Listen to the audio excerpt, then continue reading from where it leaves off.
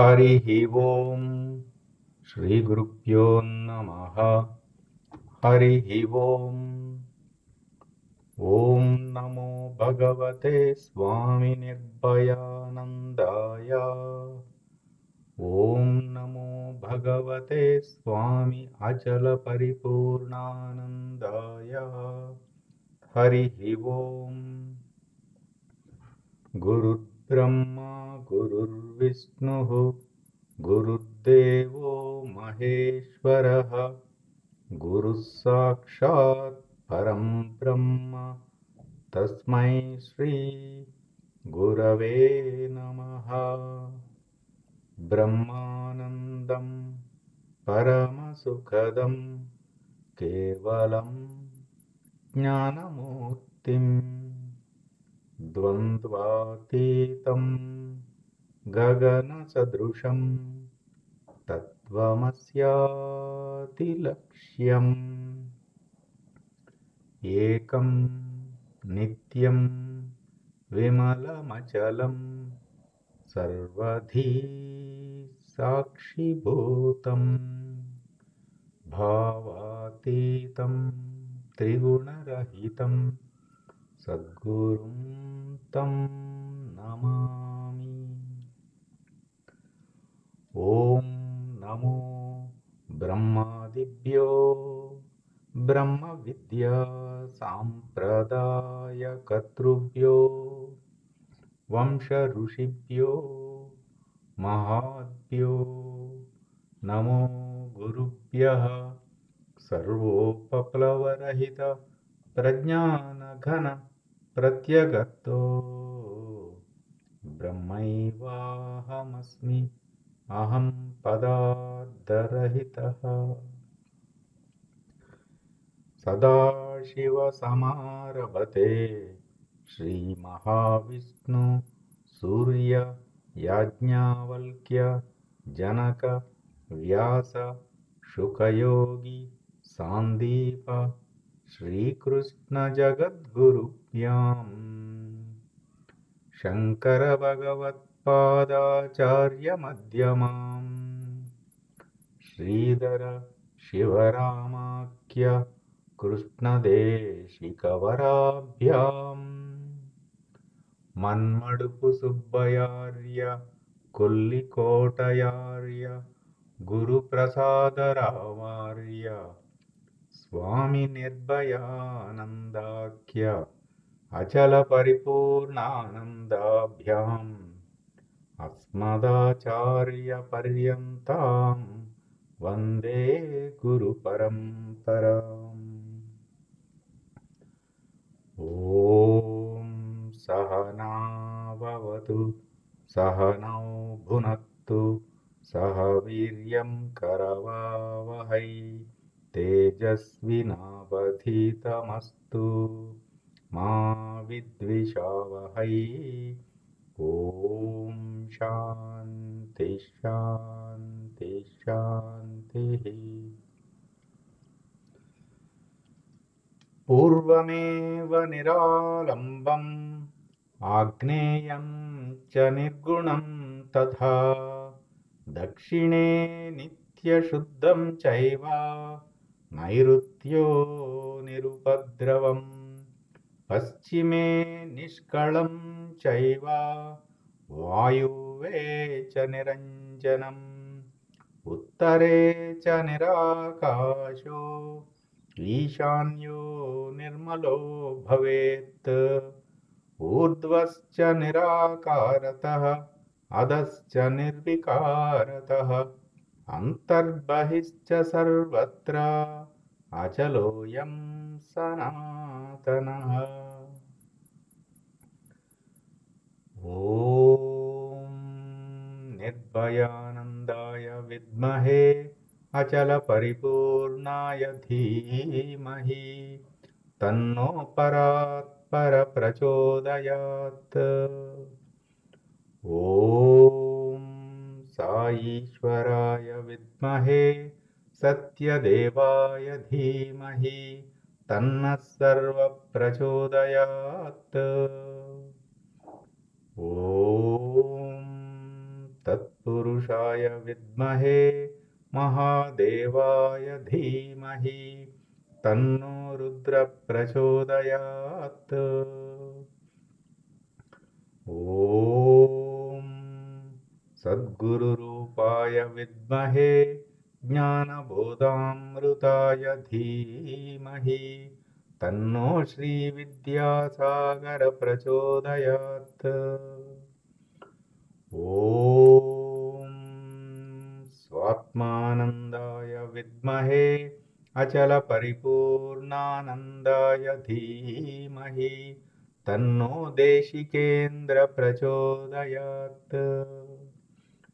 ఓం నమస్కందాయ విద్మహే ఋషి సాక్షాత్ ధీమహి తన్నో రమణ ప్రచోదయాత్. హరి ఓం శ్రీ గురుభ్యో నమః. హరి ఓం. ఓం నమో భగవతే శ్రీరామకృష్ణాయ. సాయిరామ్ అండి. ఆత్మబోధ 6వ శ్లోకము. సంసార స్వప్నతుల్యో హి రాగద్వేషాది సంకులః స్వకాలే సత్యవద్భాతి ప్రబోధే సత్యసద్భవేత్. మనం గమనిస్తే ఈ శ్లోకంలో ప్రబోధ అన్న మాట వచ్చినదండి. ప్రబోధ అంటే మౌన వ్యాఖ్య. అందుకే ఈ శ్లోకంలో మనకి చాలా విస్తృతంగా చాలా చెప్పబడింది. ఈరోజు చాలా పై విషయాలు చెప్పారు, మనము మననం చేసుకుందాము.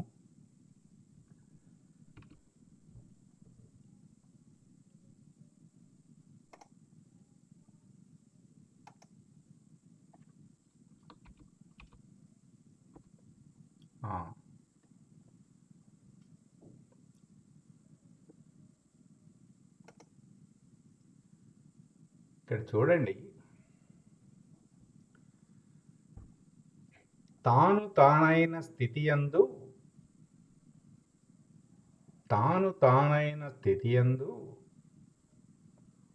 తాను కాని తనువేది లేదు.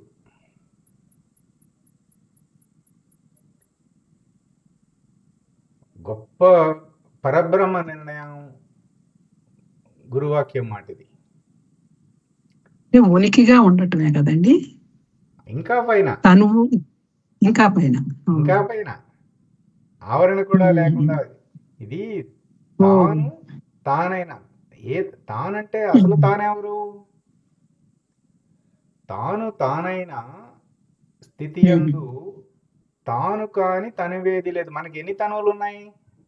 ఇక్కడే ఇచ్చారు చూడండి. తైజస ప్రాజ్ఞ ప్రత్యేగాత్మ విరాట్ హిరణ్యగర్భ అవ్యాకృత పరమాత్మలు తాను కాదు. చూడండి, ఈ శ్లోకంలో ప్రబోధ వరకు చెప్పేశారన్నమాట. అంటే నరస్వప్నము సురస్వప్నము రెండు లేదని చెప్తున్నారు. అంటే ఇక్కడ తను ఏదీ లేదంటే అంటే ఈ రహిత మార్గంలో చెప్పేస్తున్నారు మాట. ఇక అక్కడ ఏమంటున్నారు? ఆ తాను ఉన్నాడు కదా అంటే కొంచెం జాగ్రత్తగా గమనించండి, చాలా ముఖ్యమైనదన్నమాట. ఇప్పటి వరకు మనము ఈ రజ్జు సర్ప న్యాయాన్ని ఒక రకంగానే అన్వయం చూసుకున్నాం. ఇటు రహితం వైపు వెళ్ళేసరికి అన్వయం మారిపోతుంది.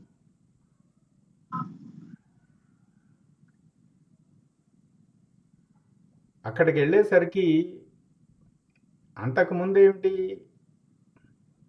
జాగ్రత్తగా వినండి అందరూ. మనం ఏమన్నా రజ్జు సర్ప న్యాయంలో మనం ఏమని తెలుసుకున్నాము? లేని ఉన్న తాడు ఉన్నదని గురు కృపచే గురు ప్రకాశముచే గుర్తించగా లేని పాము లేకనే పోయింది. ఇది ఒక రకమైన అన్వయం. ఇంకొక అన్వయం చెప్పారండి. అంటే వేదాంతంలో ఇది ఒక పద్ధతి మాట. ఒకే సూత్రం మీద అంటే ఎక్కువ సూత్రాలు ఉండవు. ఇదే సూత్రానికి లక్ష్యం అటు తిప్పేస్తారు అంతే. చాలా గొప్ప పద్ధతి. ఇప్పుడు ఏమంటున్నారంటే ఈ పాము తాడు నుంచి పుట్టిందా?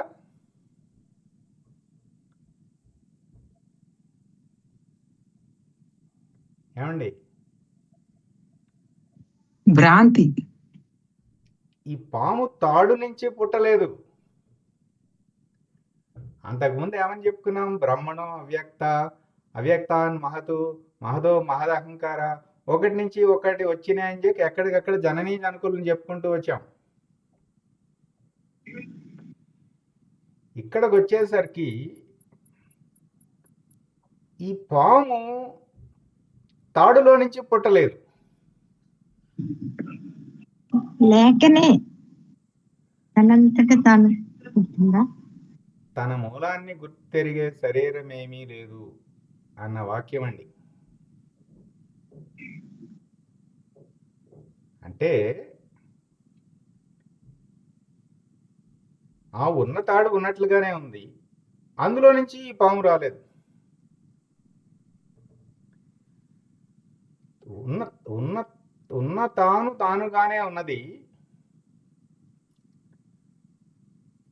ఈ స్వప్నం ఏమన్నా ఆ జ్ఞానంలో నుంచి వచ్చిందా? రాలేదు. అంటే ఇప్పటి వరకు అతీతం పద్ధతిలో ఎప్పుడు ఏంటంటే ఎప్పుడు అధిష్టానం పైన ఒకటి ఉంటుందండి. ఒకసారి మన గురు ప్రార్థన చూసుకుందాం. చాలా చాలా పెద్ద మాట అండి గురువు గారు అనుగ్రహించారు. మన ప్రార్థనలో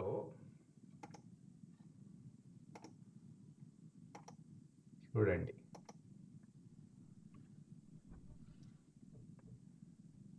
బ్రహ్మైవాహమస్మి అహం పదార్థరహితః. ఇక్కడ నమో గురుభ్యః సర్వోపప్లవరహిత. ఏంటండి సర్వోపప్లవరహిత? ఈ సర్వోపప్లవం అంటే ఆ అధిష్టానం అన్నమాట. ఇంతకాలం ఏమంటున్నాము? బింబము ప్రతిబింబము, బింబము ప్రతిబింబము, అధిష్టానము ఆశ్రయము అని ఆ సర్వోపప్లవం అనేది ఒకటి ఉంది పైన. ఏవి ఇప్పుడు అన్నీ ఇది భ్రాంతే చెప్తున్నాం. జగత్తు భ్రాంతి, మెలకువ భ్రాంతి, కళ భ్రాంతి, నిద్ర భ్రాంతి, సృష్టి భ్రాంతి, స్థితి భ్రాంతి, లయము. ఇవన్నీ కూడా సృష్టి స్థితి లయములు కూడా ఎవరికి భ్రాంతి? సురస్వప్నములో పరమాత్మకి, మనకు కాదు. భ్రాంతి అని చెప్పినప్పుడు ఇట్లా చెప్పుకుంటూ వచ్చినప్పుడు అధిష్టానం అన్నది ఆశ్రయం అన్నది బింబ ప్రతిబింబ న్యాయము ఆదాయముగా చెప్పుకున్నాం. ఇదే రజ్జు సర్ప న్యాయాన్ని ఇటు చెప్పేసరికి తాడుకు పాముతో ఎట్టి సంబంధము లేదు. ఎట్టి సంబంధం లేదు అసలు. తాడు తాడుగా ఉన్నది అంతే.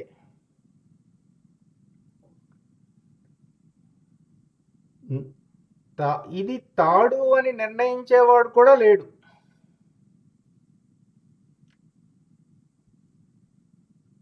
ఉన్నది తాడు, లేనిది పాము అంటేనేమో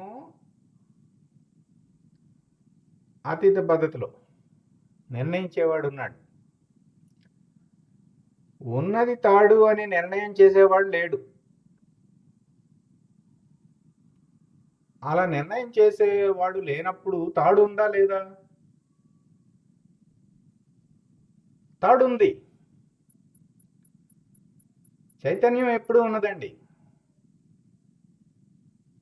చైతన్యం ఎప్పుడూ ఉన్నది. చాలా ముఖ్యం ఇది. అంటే గురువుగారు మహానుభావులండి. నిజంగా చాలా సంక్లిష్టమైనది ఇది. చాలా సునాయాసంగా చెప్పారు సార్. ఇప్పుడు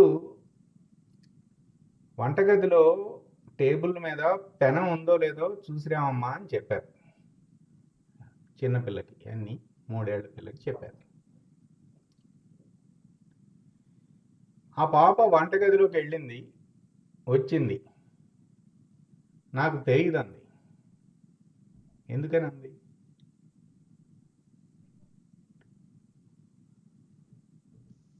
పెనం తెలియదు కనుక ఆవిడకి. పెనం అంటే ఏంటో తెలియదు.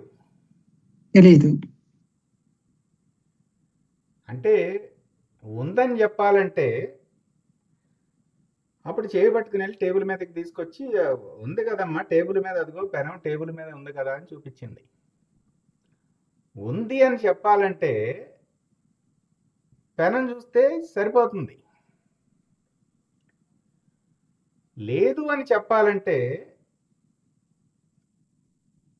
పెనం అంటే ఏంటో ఆ జ్ఞానం ఉండాలి. అంటే ఉన్నదన్న జ్ఞానం ఉండాలి, లేదన్న జ్ఞానం ఉండాలి. 2 ఉండాలి. లేదని చెప్పటం ఇంకా కష్టం.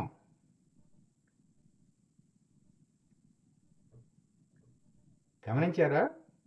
ఏదన్నా వస్తువు లేదు అని చెప్పాలనుకోండి, అది ఒకప్పుడు ఉన్నప్పుడు ఎలా ఉన్నదో తెలియాలి, ఇప్పుడు ఎలా లేదో తెలియాలి.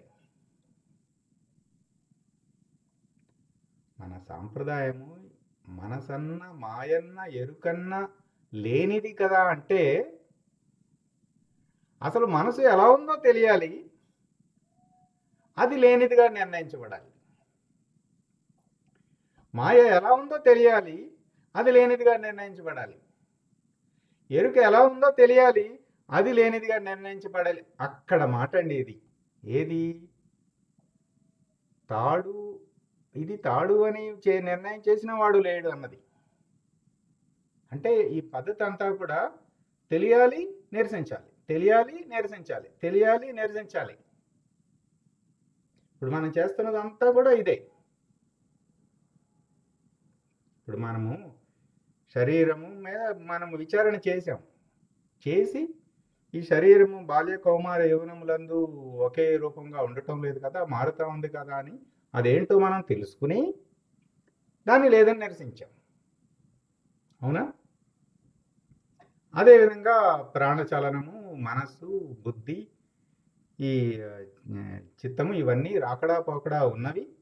ఇది ఎప్పుడూ ఉండటం లేదు. ఇది మారిపోతుంది. ఎప్పుడు ఉంటున్నది ఆ ప్రకాశమే ఉంటున్నది ఎప్పుడు అని చెప్పేసి ఎక్కడికక్కడ దాన్ని గుర్తించి నిరసించటం, గుర్తించి నిరసించటం, ఇదే పద్ధతిగా నడుస్తుంది. చూడండి, ఒక గొప్ప విషయం ఏమిటంటే వీటన్నిటికీ కూడా ఈ సర్పమే ఉపమానంగా చెప్తారండి. ఈ కుండలినికి సర్పమే.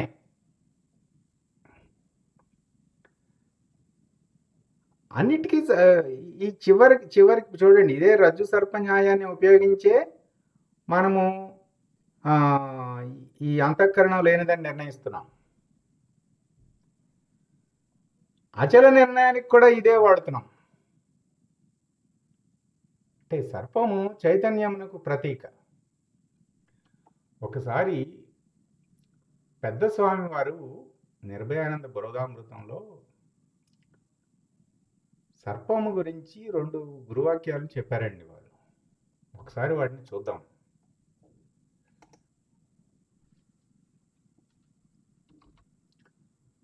ఏమన్నారంటే,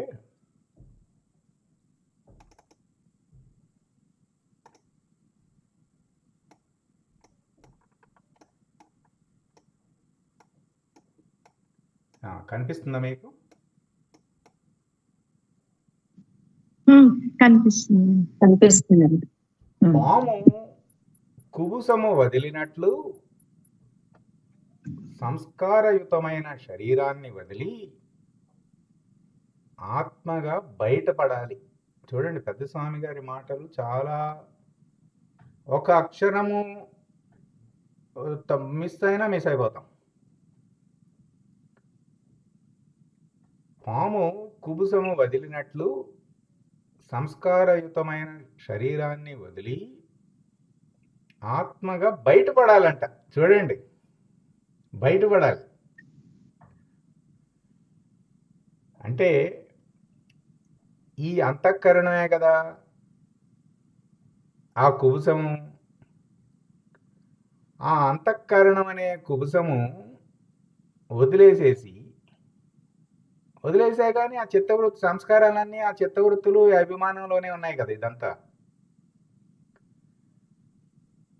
ప్రకాశముగా ఉండగా బయటపడిపోయామండి, శరీరంలో నుంచి బయటపడిపోయాం. ఎంత గొప్ప మాట చెప్పారండి. ఇంకొక మాట,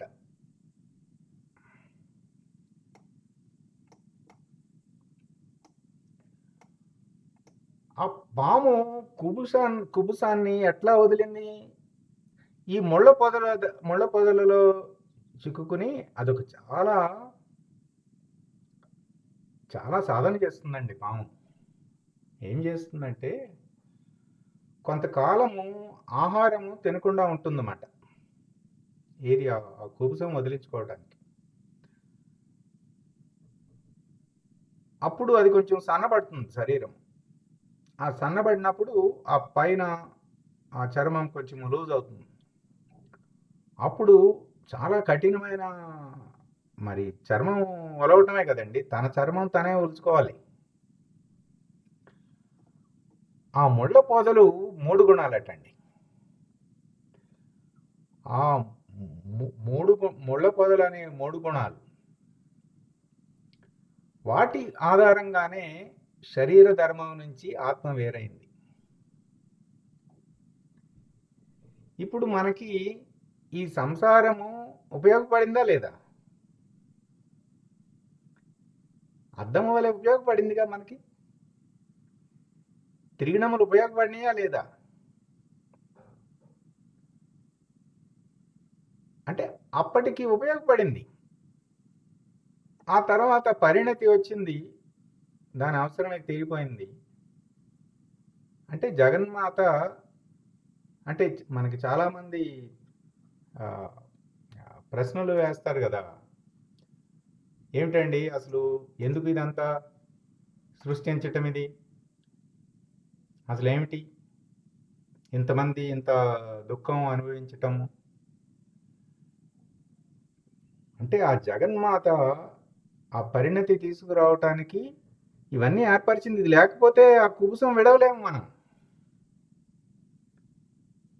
ఆల్రెడీ పుట్టేశాం కదా, పుట్టకపోతే సరే, మరి ఆ మాట అనేవాళ్ళని మరి నువ్వు అసలు ఎందుకు పుట్టావని అడగాలి. పుట్టేసావుగా, నువ్వు పుట్టని వాడిగా ఉండాలి, అజంగా ఉండాలి. అజంగా లేవుగా, జనించేసావు కదా. అంచేత ముందు ఇందులోంచి విడవాలన్నమాట. అట్లా ఈ శరీరము, మనము గురుదేవులు ఉదయం చెప్తున్నారు కదా, గమనించారా? చాలా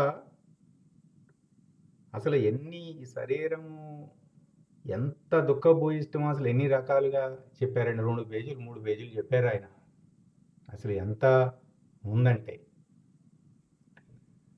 నిజంగా ఒక్కసారి చూస్తే ప్రపంచము ఒక గంట, అంటే మన ఈ గురువాక్య మనన సత్సంగం అయ్యే గంటలోపు ఒక్క భారతదేశంలో ఒక గంటలో ఒక రైతు ఆత్మహత్య చేసుకుంటున్నాడండి. ఒక గంటకి ఒక ఆత్మహత్య జరుగుతుంది. రైతు ఒక గంటలో, అంటే రోజుకి సుమారు 28 ఆత్మహత్యలు ఒక గంట అయ్యేసరికి. ఇది ఒక్క రైతులు. ఇంకా ఒక భారతదేశంలోనే గృహిణులు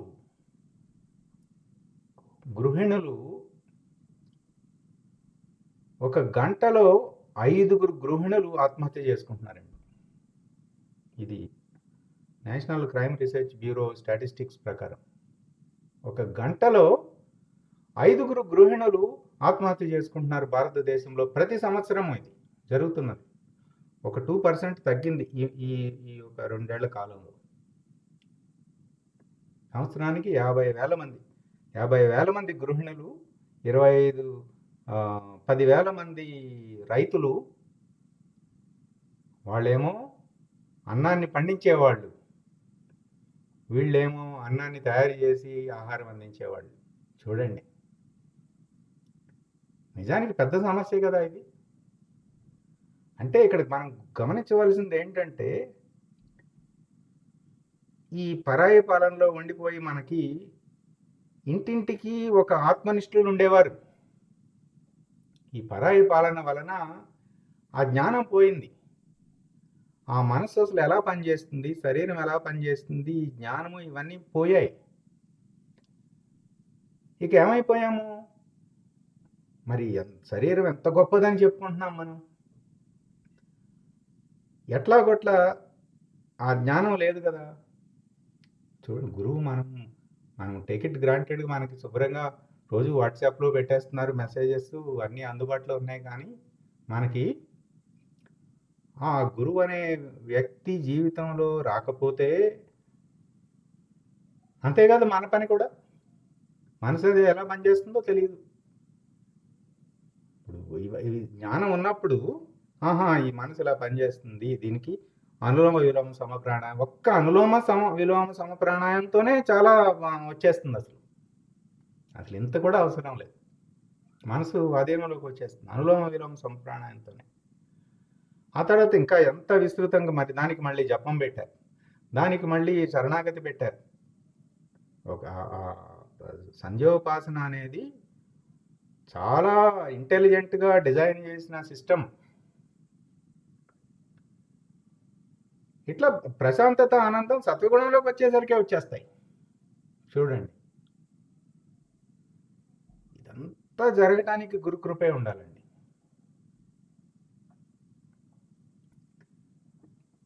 ఇట్లా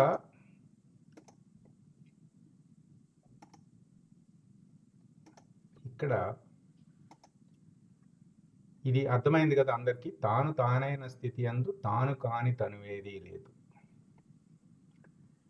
ఆ తర్వాత ఇంకొక మాట కూడా వేశారండి. ఇక ఈ చివర భాగంలో మాట, ఈ 6వ శ్లోకం చివరిలో అన్ని పై మాటలే చెప్పారు. ఎవరెవరో వచ్చిపోతూ ఉంటారు, ఏవేవో సంబంధాలు కనపడుతూ ఉంటాయి, అవన్నీ కలే. ఇక్కడ ఎవరెవరో అంటే గురుదేవులకి అసలు ఎక్కడెక్కడో ఆ లోకంలో అనుభవాలు, ఈ లోకంలో దర్శనాలు, అన్నీ. అంటే ఒక కాలంలో శూన్యంలో నుంచి ఒక సంకల్పం వచ్చింది, బ్రహ్మాండం వచ్చేసింది. మరొక కాలంలో ఆ బ్రహ్మాండం లయించిపోయింది అదే శూన్యంలోకి. అంటే కాలము, సంకల్పము, కాలము, శూన్యము, సంకల్పము కదా. ఆ శూన్యమునకు అతీత స్థితిలో గురు శిష్య బాంధవ్యం కూడా కలై. చూడండి, ఒక్క సనాతన సాంప్రదాయంలోనే ఉంటుందండి ఈ మాట. నువ్వు శాస్త్రాన్ని కూడా నిరసించి ముందుకు వెళ్ళిపోవాలి. అంటే అధిష్టానాన్ని కూడా లేనిది అని చెప్పే పద్ధతి మాట. గురు శిష్య బాంధవ్యం కూడా కలే. ఏంటి ఏమంటున్నారండి? అవాస్తవం అంటున్నారు. కలంటే అవాస్తవం కదా. నువ్వే ఏంటి శరీరమే నేనని దేహభావనతో జీవిస్తున్న వానికి ఆత్మగా పరిణామం చెందించి ఆ తర్వాత ఈ ఆత్మకి ఆ పరమాత్మకి తేడా లేదని చెప్పేసి మళ్ళీ బ్రహ్మాండ సాక్షిగా చేసి ఆ తర్వాత మళ్ళీ అసలు బ్రహ్మము ఇది కాదు, ఇది దీనికన్నా పరమైనది అసలు ఉన్నది, ఇది కూడా సురస్వప్నమే అని చెప్పి అటు పరబ్రహ్మ నిర్ణయం కలిగించి అప్పుడు చెప్తున్నారు నిర్ణయించటానికి నువ్వు నేను ఇద్దరము లేము అని చెప్పేసి అక్కడ చెప్తున్నారండి. అక్కడ కాలమే గురువటండి. అక్కడ కాలమే గురువు. ఇప్పుడు ఒకసారి న్యూ ఇయర్కి గురువు గారు కాలమే నా గురువు అని వాట్సాప్లో పోస్ట్ పెట్టారు. ఇప్పుడు తెలుస్తుంది ఆ మాటకి ఎంత ఏ స్థితిలో ఉండి ఆయన చెప్పారు. ఇప్పుడు ఈరోజు తెలిసింది నాకు కాలమే గురువు అంటే. మామూలుగా ఏదో చదివేసుకున్నాం, కాలమే గురువు అంటే మామూలుగా చెప్పుకుంటా ఉంటాం, ఆ కాలమే గురువు కాళేశ్వరుడు అని ఏదో చెప్పేసుకుంటా ఉంటాం. కానీ కాలమే గురువు అని రాయటం అంటే ఎంత ఉందా అని. ఆ కాలుడే దక్షిణామూర్తి అంటే ఒక సింబాలిక్ అండి, ఒక ప్రతీకాత్మకంగా దక్షిణామూర్తి. అదంతా కూడా ప్రతీకాత్మకంగా. ఈశ్వరో గురురాత్మేతి మూర్తి భేద విభాగిని అని కూడా చెప్పారు కదా. మూర్తి భేదం అసలు లేదని చెప్పి ఆ చిట్ట చివరి గురువు దక్షిణామూర్తి. చూడండి, ఇట్లా ప్రతీకాత్మకంగా మొదటి గురువు చివరి గురువు. మరి తల్లే మొదటి గురువు, తొలి గురువు, మలి గురువు అని చెప్పారు కదా. దక్షిణామూర్తి తొలి గురువు, మలి గురువు అని చెప్పారు కదా. ఇప్పుడు మన తల్లి ఎవరండి? జగన్మాత. దక్షిణామూర్తి. ఆ గురు సత్తానే. ఇక్కడికి వచ్చేసాక ఇక మళ్ళీ జగన్మాత జగదీశ్వరుడు ఎవరు లేరిక. అంతా కాలస్వరూపమే. కాళీ కాళీ కాళీ అంటే కాలము.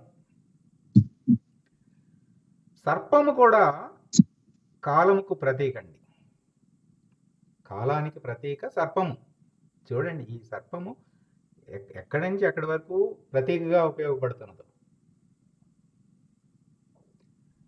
కాలమే గురువు. ఆయన స్వస్థితిలో కాష్ట మౌనంగా, చెదరని మౌనంగా మాట ఉన్నారు. బహిరింద్రియములందు వ్యాపార సహితమై ఉన్నప్పుడు బోధిస్తున్నట్టు కనపడుతున్నారే కానీ స్వయంగా తానేమీ చేయటం లేదు. నిజవస్తు దర్శనం కలిగేంత వరకే కళ యొక్క ప్రభావం. మేలుకొన్నప్పుడు ఈ కళ లేదు. మీరు గమనించారో లేదో, ఉదయము చతుర్వేద పరమరహస్యంలో ఒక మాట చెప్పారు గురువుగారు. రుక్మిణీదేవి ఆ యమునా నది దాటింది, మళ్ళీ వెనక్కి వచ్చిందని. 8 మంది భార్యలున్న శ్రీకృష్ణుడేమో అస్కలిత బ్రహ్మచారి అని, తనెదురుగానే భోజనము స్వీకరించిన దుర్వాస మహామునేమో ఉపవాసం చేశారని చెప్పారా లేదా? మరి ఇక్కడ చెప్పారండి. ఈ గురువాక్యంలో చూడండి, బోధిస్తున్నట్టు కనపడుతున్నారే కానీ మనందరికి ఏమనుకున్నాము, అమ్మో గురువు గారు ఎన్ని బోధలు చేశారండి, 5,000 బోధలు 6 బోధలు పొద్దుటి నుంచి సాయంకాలం బోధలు చేస్తారు. కానీ ఆయన ఏమంటున్నారు, తానేమీ చేయటం లేదు. చూసారా, తానేమీ చేయటం లేదు. అంటే ఆ స్థితిలో అలా ఉంటారంతే. ఎంత ఉన్నతమైన స్థితి గురువు స్థితి. నిజవస్తు దర్శనం కలిగేంత వరకే కళ యొక్క ప్రభావం. మేల్కొంటే ఈ కళ లేదు. ఈ నిజ వస్తువు అంటే దీన్ని ఎక్కడికైనా చెప్పుకో. ఇప్పుడు మనం నిజ వస్తువు అంటే ఎక్కడ చెప్పుకుంటున్నాము? తానని తానని చెప్పేవాడు కూడా లేని వస్తువు మాట అది. కదలని వస్తువు, అచలం. తానన అనదు, అరగదు, మరగదు అని అక్కడ చెప్తున్నారు. అది నిజవస్తు దర్శనం. ఇక తర్వాత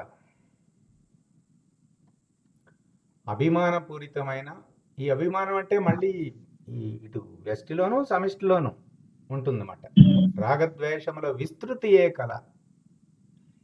ఎట్లా వచ్చింది? ఇది సంగత్వ దోషం వల్ల ఏర్పడింది. ఇక్కడ ఒక గొప్ప సూచన చేశారండి గురువు గారు. ఆత్మ విచారణ చేసే సాధకులు కళ ఎంతసేపు ఉంటుందో చూడాలి. ఊరకట్లా చూస్తూ ఉంటే దానంతటా అదే కరిగిపోతుంది, నువ్వేం చేయక్కర్లా. ఇప్పుడు మనము సంధ్యోపాసన చేసేటప్పుడు మనకి ఆలోచనలు వస్తున్నాయా లేదా? వస్తున్నాయి కదా. వస్తుంది. ఆ భావన కూడా ఆలోచనే. వస్తుంది, ఉంటుంది, వెళ్తుంది. మనమేమి సంగత్వం చెందట్లేదు. అదేవిధంగా ఇప్పుడు మనము ఏ స్థాయికి తీసుకువెళ్ళారు గురువు గారు? చైతన్య స్థాయిలో పెట్టారు, అంతఃకరణం దాటించేశారు, ప్రకాశంగా ఉంచారు. అక్కడ సాక్షిగా ఉండమంటున్నారు, ఉనికిగా ఉండమంటున్నారు. అంతకుముందు శ్లోకం 5వ శ్లోకంలోనేమో ఉనికిని అలా, ఉనికి వ్యవహారము ఉనికిని వేరు చేశారు. ఇక్కడేమో ఉనికిగా ఎలా ఉండాలో చెప్తున్నారు. అక్కడ ఉన్నప్పుడు ఎట్లాగైతే మనం మనసుని చూస్తున్నాము, వస్తుంది, ఉంటుంది, వెళ్తుంది. కళ కూడా అలా వస్తుంది, వెళ్తా ఉంటుంది. మెలకువ కూడా అంతే. మెలకువ కళ, నిద్ర, ఇదండి చాలా ముఖ్యం. ఇప్పుడు మనం మామూలుగా ఏమంటామండి? నాకేమీ తెలియలేదు నిద్రలో అంటాం, అవునా? ఇందాక మనము చిన్నపిల్లనికి వంటగదిలోకి వెళ్ళి పెనం ఉందో లేదో చూసిరా అన్నప్పుడు, లేదని చెప్పాలంటే ఉన్నదని తెలియాలి, లేనిదని తెలియాలి కదా. మరి నిద్రలో నాకేమీ తెలియటం లేదు అన్నప్పుడు తెలియటం లేదని గుర్తించే జ్ఞానం ఉన్నది కదా.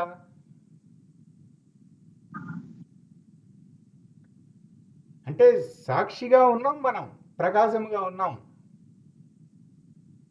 అంటే నిద్రకు సాక్షి ఏంటంటే ఇది నిద్రకు సాక్షి. ఆ జ్ఞానముగా మనం ఉండగా తెలియబడటం లేదు కూడా అనేది గుర్తించే జ్ఞాత మాట. ఉన్నది ఎలా లేదో తెలుస్తున్నది, ఎలా లేదో గుర్తించే జ్ఞానం ఉన్నది. చూడండి, కన్ఫ్యూజింగ్గా ఉందా? అర్థమవుతుందా?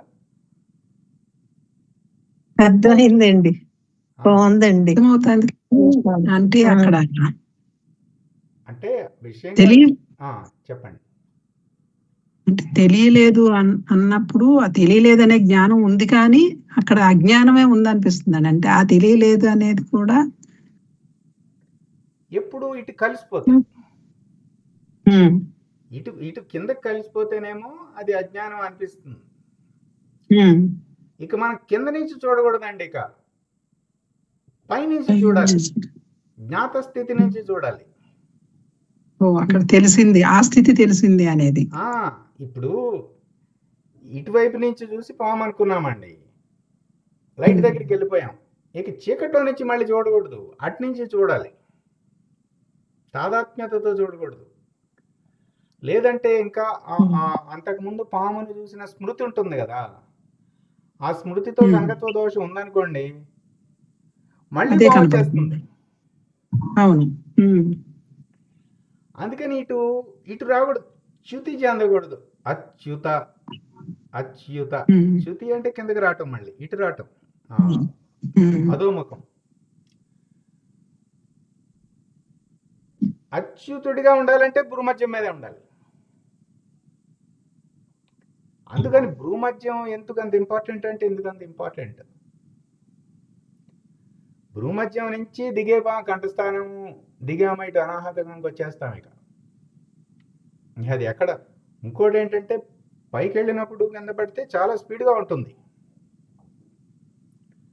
అంతే చాలా జాగ్రత్తగా ఉండాలి. అంతకుముందు 2వ అంతస్తు 3వ అంతస్తు కదా, పడిన పెద్ద దెబ్బలు తగలవు. ఇప్పుడు 6వ అంతస్తు,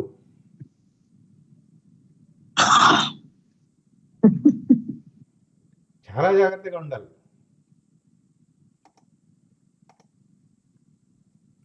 అట్లా చూస్తూ ఉంటే అదే కరిగిపోతుంది. నువ్వేం చేయక్కర్లా. మార్పు చెందక ఎప్పుడు అంతటా కదలక ఉన్నది తత్. అంటే ఇక తత్తు దగ్గరే నిలబెడుతున్నారు. మొదట్లో లేదు. ఇప్పుడు పాము అంతకుముందు ఉన్నదా మొదట్లో? మొదట్లో తాడే పాము లేదు. నీకు ఆ పాము కనిపించి అజ్ఞానంతో పాము అని భయపడినప్పుడు పాము వచ్చింది. మొదట్లో పాము లేదు. ఆ తర్వాత నీకు అజ్ఞానం పోయినప్పుడు పాము కనిపించలేదు. ఆది యందు లేదు, అంతమందు లేదు. ఇది అంటే ఆది యందు పిండాండ బ్రహ్మాండ విశ్వాండములు లేవు కదా. ఎక్కడ చెప్తున్నారు? ఆ శూన్యాతీతం దగ్గర చెప్తున్నారు కదా. ఆద్యంతములు, వీటన్నిటికీ ఆది ఉంది, అంతము ఉంది. కాబట్టి ఏ దేనికైతే ఆది ఉందో అంతం ఉందో అది రాకడా పోకడా ఉన్నది, అది మారుతూ ఉన్నది. మొదట్లో లేదు,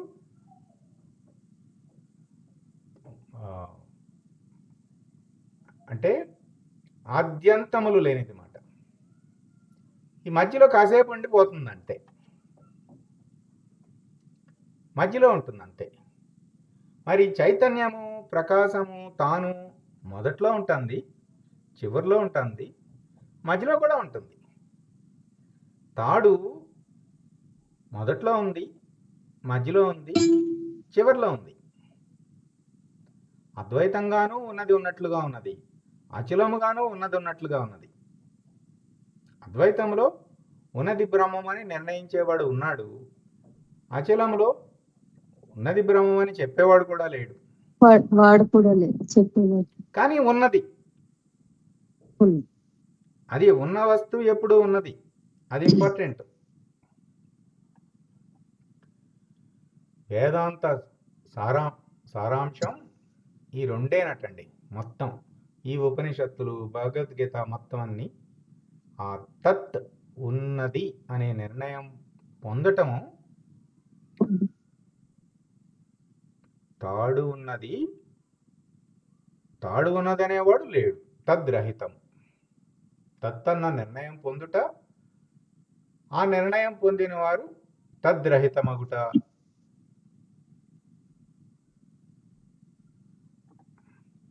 అది జీవిత లక్ష్యం అని చెప్పారండి. ఇక చూడండి, ఇక టక ఎక్కడికి తీసుకెళ్ళిపోతున్నారు. మానవ జన్మంలో కాలచక్రాన్ని దాటిన దేశికుడు, అంటే దేశికుడు అంటే కాలచక్రాన్ని దాటిన వాడు. కాలచక్రాన్ని దాటిన దేశికుడు గురువుగా లభించటమే 100 జన్మల పుణ్యఫలం. ఒకవేళ మనం ఇప్పుడు గనక ఉపయోగించుకోలేదనుకోండి, ఇంకొక 100 జన్మలు పట్టవచ్చు. మళ్ళీ 100 జన్మలు పుణ్యం చేస్తేనే మళ్ళీ 100 జన్మలు మళ్ళీ గ్యారంటీ కూడా లేదు. 100 జన్మల ఏమిటండి? మరి అట్లా అనకండి. ఎందుకు మనము పాజిటివ్ గానే ఆలోచిద్దాము. గురు గురుకృప ఈ ఉంటే జన్మలో ఎంతమ్మా, ఉపయోగించుకోండి. క్షణకాలమే కదా, అరక్షణమే కదా. ఈశ్వర అయ్యోదయ అనుగ్రహం కూడా కలిసి నేనేమంటున్నానంటే అయ్యోదయ ఉంటే అంత అరక్షణమే అని కూడా చెప్పారు కదా మరి. అదే మరి ప్రయత్నం చేస్తున్నాం కదా, ఇంకా ఈశ్వర అనుగ్రహం కావాలి. ఉంటుంది, తప్పకుండా ఉంటుంది, ఎందుకు ఉండదు. మనము ఒకటి గుర్తుపెట్టుకోండి, మనమంతా సింహం నోట్లో పడ్డామండి. సింహం నోట్లో పడ్డాక మనం అవి కావాలన్నా వద్దన్నా మింగేయబడటమే, ఇంక రెండో దారి లేదు. అందుకని గురూపదేశం పొందటమే అంటేనే ఏంటంటే, గురూపదేశం అంటే అది ఈ ఉపాధితో పోయే బంధం కాదు. అది ఒకసారి గురువు ఉపదేశం ఇచ్చారంటే ఆ జన్మాంతరముల వరకు కూడా బాధ్యత స్వీకరిస్తున్నట్టు. అందుకని మనం భౌతికంగా చూడకూడదు. సింహం నోట్లో పడిపోయాం మనం. మనం ఇప్పుడు బయటికి రావాలన్నా బయటికి రాలేమిక. మనమే వెళ్ళాం కదా, ఇక మనం మనల్ని బయటికి రావాలంటే వదలరండి, కుదరదు ఇక. గురువులు కూడా వదలరండి, ఒకసారి పట్టుకుంటే శిష్యుల్ని వదలరంట. అందుచేత కడతీర్చేదాకా అంతే. ఇక అందుచేత మనము నిర్భయానంద స్వామి వారి శిష్యుల్ని శరణం వేయడాం కదండి. నిర్భయానంద స్వామి వారిని శరణం వేడాము. ఆయన పేరే నిర్భయం, మనకెందుకు భయం? అందుచేత ఏమాత్రం భయపడడం అవసరం లేదు. అయ్యోదయ ఉంటే అంతా ఆరక్షణమే. చూడండి ఇక్కడ ఏమేమి చెప్పేస్తున్నారు వరుసగా. శివం అంటే ఒకవైపేమో అతీతం అండి, ఇంకోవైపేమో రహితం. శివం పరశివం, తత్వం పరతత్వం, బ్రహ్మము పరబ్రహ్మము, ఆత్మ పరమాత్మ, కాలము కాలాతీతము. అసలు కాలం చేత కూడా మార్పు చెందని కాలాతీతము తర్వాతకి ఏం చెప్పాలి? ఇక కాలం చేత కూడా మార్పు చెందుతుంది, అన్ని కాలములందు ఉన్నది. ఉన్నది అంతేనండి, 3 అక్షరాలేక ఉన్నది అంతే. ఉన్నది పరాత్పరము పరబయలు. ఇక ఇదే అనుకుంటే ఇక ఇటు చూడండి, కాలం లేదు, శూన్యం లేదు, సంకల్పం లేదు, బ్రహ్మాండం లేదు, పిండాండం లేదు, విశ్వాండం లేదు, జ్యోతిర్మండలం లేదు, మండలత్రయం లేదు, సూర్య చంద్ర అగ్నిలు, ఏ గోళ లేదు, ఏ భ్రాంతి లేదు, సర్వ భ్రాంతి రహితం. ఎంత విస్తృతంగా చెప్పారండి. అంతే, వీటి మీద మనం ఎక్కువ మాట్లాడకూడదు. ఇది ఇప్పుడు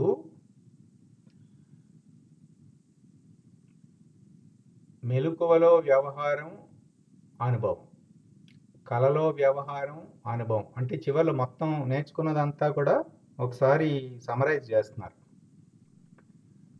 నిద్రలో సూక్ష్మతరమైన వ్యవహారం అనుభవం.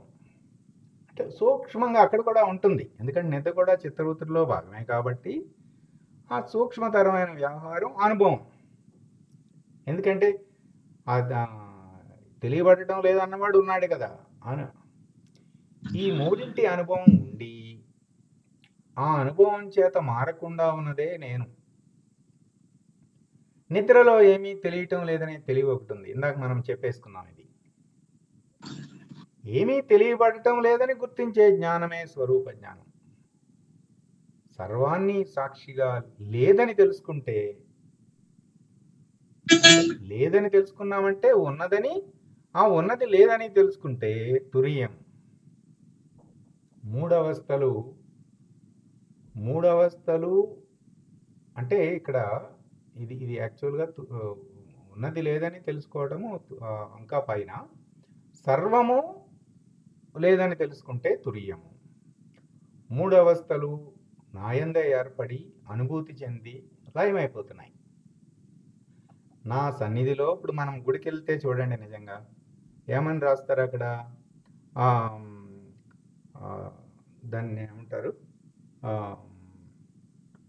బల్కంపల్లి మైసమ్మ సన్నిధి, ఆ, వెంకటేశ్వర స్వామి వారి సన్నిధి. సన్నిధి అంతే, అంటే ఆయన సన్నిధి అంతే, ఉండుట.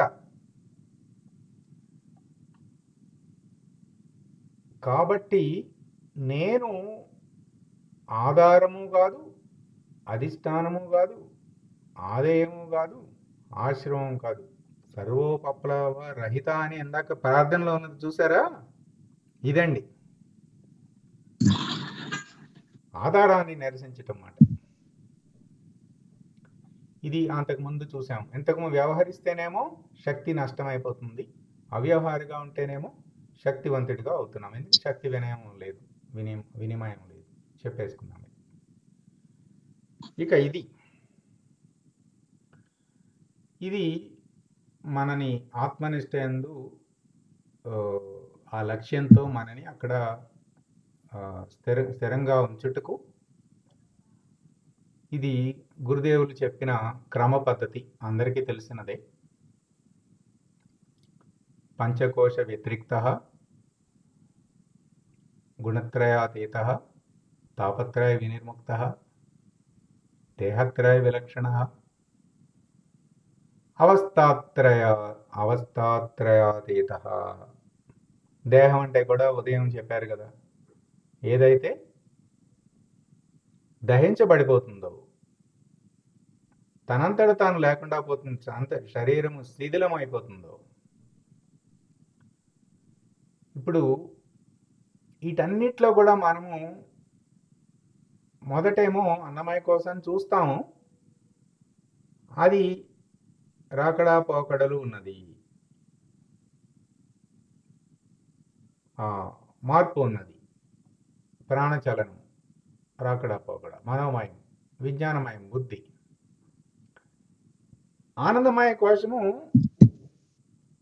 ఇక్కడ కొంచెము ఆనందమునకు దానికి కూడా సాక్షిగా ఉండాలండి. ఎందుకంటే ఇక్కడ బంగారపు సంఖ్యలు ఇవి. ఆనందమయ కోశం, నిద్రాసుఖం కూడా అది ఆనందమయ కోశంలోదేమాట. ఇక్కడ గురువుగారు ఒక గొప్ప ఉపమానం చెప్పారండి. ఏమిటంటే, ఆ నిద్రాసుఖంలో మనం ఏదైతే ఒకరోజు రాత్రి నిద్రపోతే ఎంత డిస్టర్బెన్స్ వచ్చేస్తుందో, అంటే అంత గొప్ప నిద్రా సుఖము, అందులో ఉన్న ఆనందము, అందులో ఉన్న ఒక లవలేశమే మనం ఈ విషయంలో ఉన్న ఆనందం. చాలా చిన్నదే నిజానికి. దీనికి ఎట్లాంటి ఉపమానం చెప్పారంటే, ఇప్పుడు మనము ఒక క్యాండిల్ రాత్రిపూట వెలిగించుకున్నామండి. ఏమవుతుంది? రూమ్ అంతా వెలుతురు వస్తుంది. తెల్లారింది, సూర్యుడు వచ్చేసాడు కిటికీలో నుంచి. ఆ క్యాండిల్ వెలుతురు ఎంత? లవలేశం అయిపోయింది. అంటే ఒకప్పుడు ఇది పెద్ద గీతగా నీకు కనిపిస్తుంది. ఈ పెద్ద గీత చిన్న గీత ఎప్పుడవుతుందండి? దాని పక్కన ఇంకో పెద్ద గీతకి ఇంకొక పెద్ద గీత వచ్చినప్పుడు, సూర్యుడు అనే పెద్ద గీత గీసేసరికి ఈ క్యాండిల్ వెలుతురు చిన్నదైపోయింది. నిద్రా సుఖం అనందు ఈ విషయ సుఖం అట్లా మాట. మరి నిద్రా సుఖమే ఇదనుకుంటే, మరి జ్ఞాత ప్రకాశంగా మనం ఉంటే, సూర్యుడిగా బగబగ మండిపోతున్న వెలుతురు అది.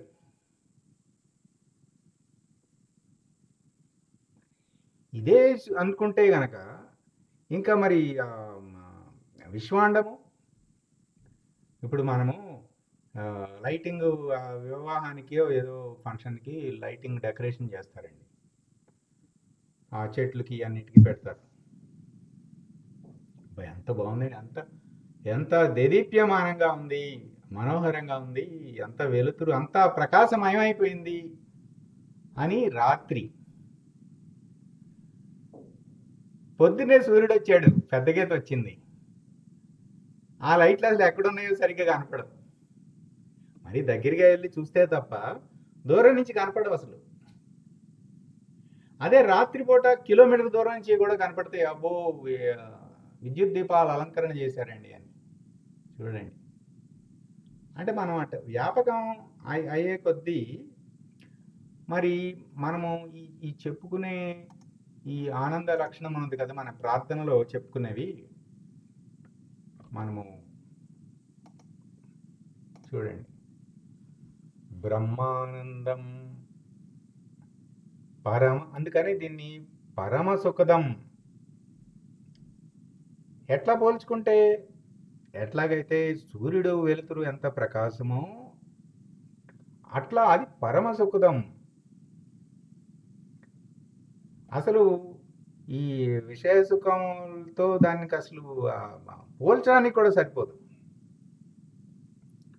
దానిపైన ఆనందమయ కోసం ఆ తర్వాత గురువులు ఏం చేస్తారంటే, అప్పుడు సచ్చిదానందం నుంచి సత్యం జ్ఞానం అనంతానికి మార్చేస్తారు, ఆనందమయ కోశాన్ని కూడా దాటించడానికి.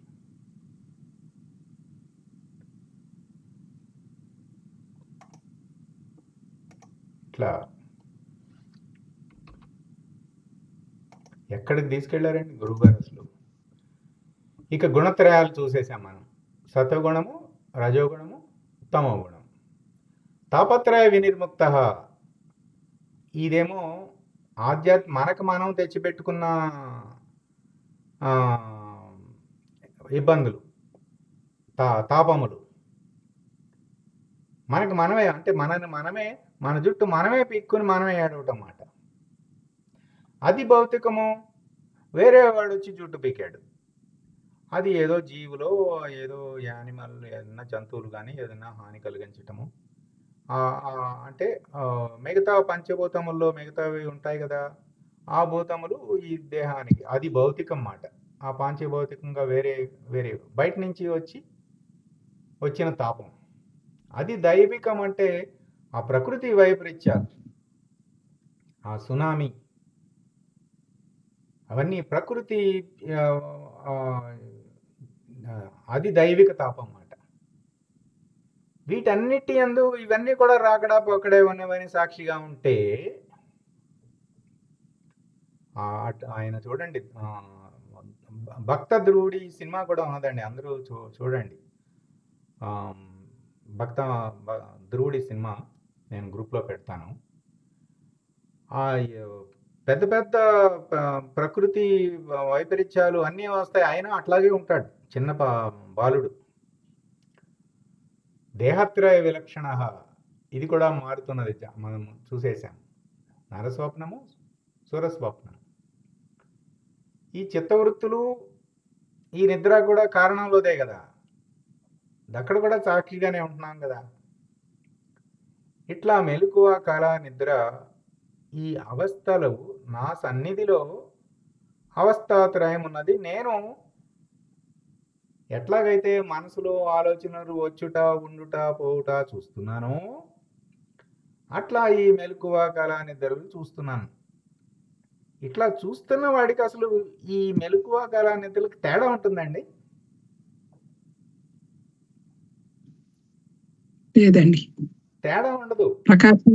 మూడు ప్రకాశమే ఉంటాయి. మనకి అవస్థాత్రయ సాక్షి అని చెప్పారు కానీ ఆయనకి మొత్తం ఒకటే కళ. మళ్ళీ ఇది మెలకు కళ, ఇది నిద్ర కళ, ఇది కళ, ఇది ఇన్ని పైనుంచి చూస్తే ఉండవు, కింద నుంచి చూస్తేనే. స ఆత్మ అని చెప్పి ఇటు పైన చూడండి, ఇక్కడ చూస్తే మనకి ఎస్టి పిండాండ సాక్షి వరకే చెప్పినట్టుగా కనిపిస్తుంది. కానీ స్వాత్మనిష్ట యందు సాధకుడు కాలాతీతమనే లక్ష్యాన్ని లక్షించి నిలకడ చెందాలి. ఎప్పటికప్పుడు పై మెట్టే చెప్తారు, అక్కడతో సంతృప్తి చెందకూడదు అని చెప్పేసి. ఇక తరువాత మనము రేపు చెప్పుకుందామండి. ఇక అంతా పరం చివరి మాటలు ఇంకా చెప్పారు.